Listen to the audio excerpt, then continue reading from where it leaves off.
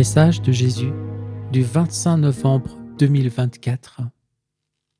Ma fille, sois attentive, car l'amour, débordant de douceur et de bonté, veut se faire connaître et se livrer à ses enfants. Aussi écoute, oui, écoute Israël, car c'est à toi que je parle, et tu auras soin de mettre en pratique ce qui sera pour toi la source du bonheur et de la postérité. Deutéronome 6, verset 3.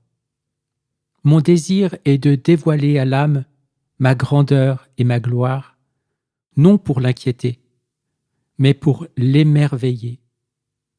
Car voilà, l'amour est merveille éternelle et infinie. Je désire, en me faisant connaître, la combler des délices de ma divinité, l'élever, la captiver. Oh, comme j'aime l'âme, elle est ma bien-aimée. Comme elle m'est précieuse. Chacune est unique. Elle est l'œuvre d'un Dieu. Chacune est un joyau sorti de mes mains créatrices. Mais ici-bas, elle ne me connaît plus.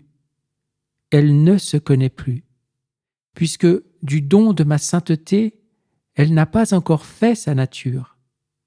Elle n'est pas encore sortie de l'ordinaire de son humanité déchue pour épouser l'extraordinaire de Dieu, ne faire plus qu'un avec lui. Alors, puisque tout vient de moi, je travaille à ce que l'âme connaisse ma majesté suprême, qui dans un jaillissement d'amour lui a donné la vie. Je l'entoure du manteau de ma gloire. Dans mon sein jaloux, je l'appelle pour la protéger, la choyer, la réconforter et la mettre en sécurité.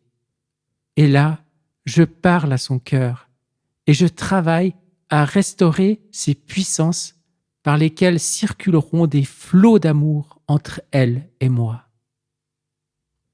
Faisant une pause, notre doux et tout-puissant Seigneur me prie de lire le livre du Deutéronome, chapitre 6, versets 14 et 15.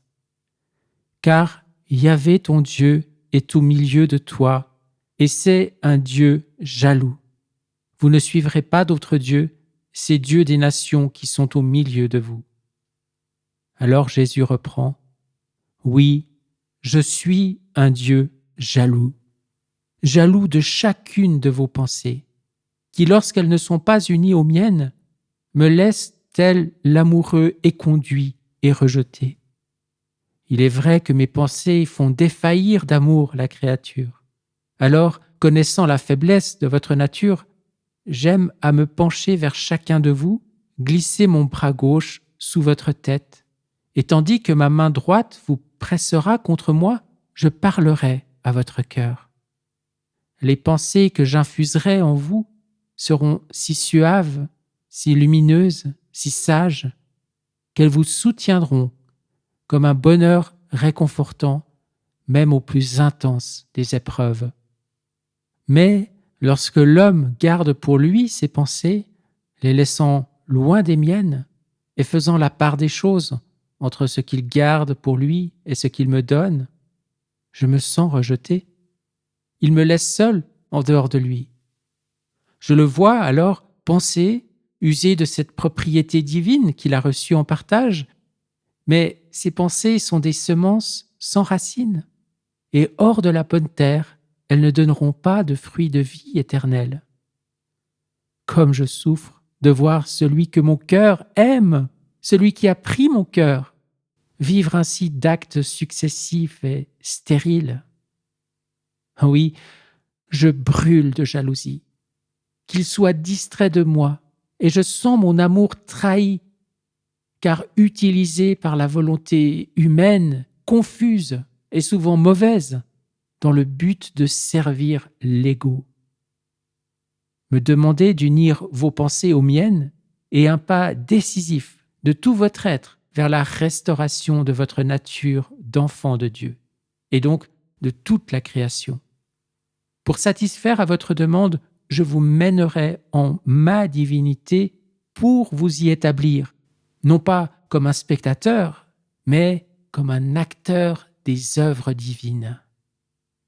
Votre volonté retrouvera la tutelle aimante de ma volonté.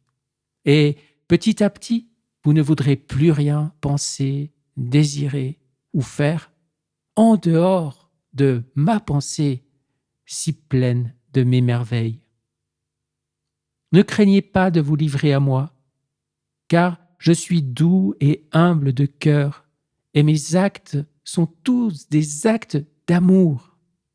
Je ferai toutes choses pour vous après avoir reçu votre fiat, comme cela se fit pour ma très sainte mère. Qui peut aimer s'il ne possède l'amour? Et qui peut posséder l'amour s'il ne connaît ses pensées?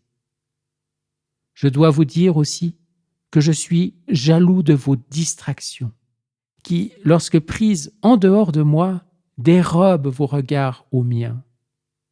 Je suis jaloux de vos battements de cœur, qui, lorsqu'ils ne battent pas pour moi, cherchant toujours le mien, vont à d'autres affections, brisant alors la circulation de l'amour entre lui et le mien.